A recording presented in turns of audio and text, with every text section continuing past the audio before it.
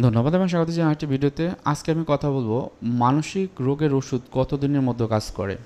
অনেকেই এই প্রশ্নটি করেন এই কারণ তারা মানসিক সমস্যার জন্য নতুন চিকিৎসা নিচ্ছেন। আমি তাদের উদ্দেশ্যে ভিডিওটি তৈরি করব। আমি আছি আসাদুজ্জামান রাজু, কাউন্সিলিং সাইকোলজিস্ট। বর্তমানে প্র্যাকটিস করছি Pinel mental health care centre, Mirpur 2 অবস্থিত। খুবই ইম্পর্ট্যান্ট এই বিষয়টি, কেননা আপনার ভিতরে হয়তো বা কনফিউশনও থাকতে পারে আপনি কি মানসিক সমস্যার জন্য ওষুধের চিকিৎসা নেবেন নাকি কাউন্সিলিং বা সাইকোথেরাপি নেবেন।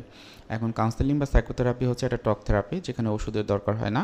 এবং ওষুধের ক্ষেত্রে যেটি হয় যে হয়তো আপনাকে প্রথমেই ইনিশিয়াল ডায়াগনোসিসটা করতে হবে, অ্যাসেসমেন্ট করতে হবে এবং আপনার অবস্থান বুঝে কোন কোন ড্রাগগুলো আপনার জন্য কাজ করতে পারে সেটি একজন সাইকিয়াট্রিস্ট প্রিসক্রাইব করবেন। এবং সেক্ষেত্রে আপনার ব্রেনের যদি কোনো নিউরোকেমিক্যালে কোনো ইমব্যালেন্স থাকে সেটি তারা আইডেন্টিফাই করে। এছাড়াও অন্যান্য যে ফিজিক্যাল যে বিষয়গুলো সেগুলোতে যদি কোনো সমস্যা থাকে তারা আইডেন্টিফাই করে। মোট কথা তাদের যে ডায়াগনোসিসটা সেটা খুবই গুরুত্বপূর্ণ আমরা যখন প্র্যাকটিস করি, কারণ তারা ফিজিওলজিক্যাল যে ইফেক্টগুলো সেগুলো কিন্তু আইডেন্টিফাই করেই কিন্তু খুব সুন্দর একটা ডায়াগনোসিস করে একজন professional experienced skilled psychiatrist. So আপনি যখন ওষুধ দিবেন তখন কিন্তু এটা ভাবা ঠিক হবে না যে ইমিডিয়েটলি আপনার ওষুধে কাজ করবে। একটু সময় লাগে, হয়তোবা আপনার 2 দিন থেকে 3 দিন শুরু করে হয়তোবা 2 থেকে 3 সপ্তাহ বা 1 মাসের ভিতরে কিন্তু এই ওষুধটা কার্যকরী হবে। এর ক্ষেত্রে অনেক কিছুর উপর নির্ভর করে, যেমন আপনার প্রবলেমটি কত দিনের, কতটুকু সিভিয়ার হয়েছে, কতটুকু খারাপ আপনাকে রেখেছে, সেগুলো আইডেন্টিফাই করা কিন্তু খুবই গুরুত্বপূর্ণ।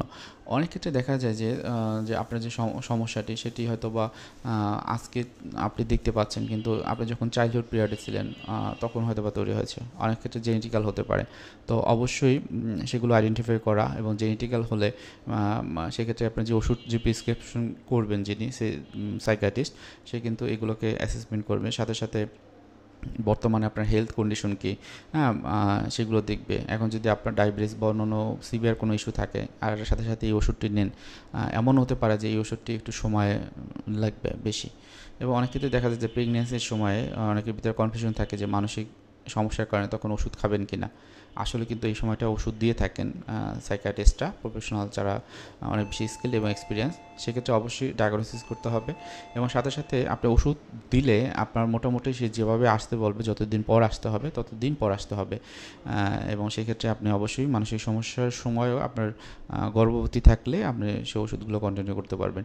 এবং এই সময়টা যেটা হয় যেটি সবচেয়ে বেশি বলে যে আপনি শুধুমাত্র ওষুধ নয়, এই সময় কাউন্সেলিং বা সাইকোথেরাপিটা নেওয়ার জন্য, কারণ কাউন্সেলিং সাইকোথেরাপি যেহেতু ওষুধের কোনো ইফেক্ট থাকে না বা কোনো নেগেটিভ ইফেক্ট থাকে না, সেক্ষেত্রে খুব ভালো কাজ করে।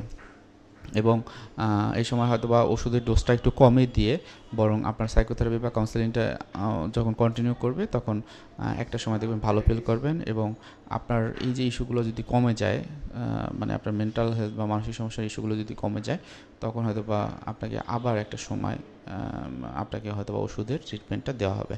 সো এটাই ছিল আজকের ভিডিওর মাধ্যমে বলার। আশা করি সবাই ভালোভাবে বুঝতে পেরেছেন। কারো কোনো প্রশ্ন থাকলে অবশ্যই প্রশ্ন করবেন।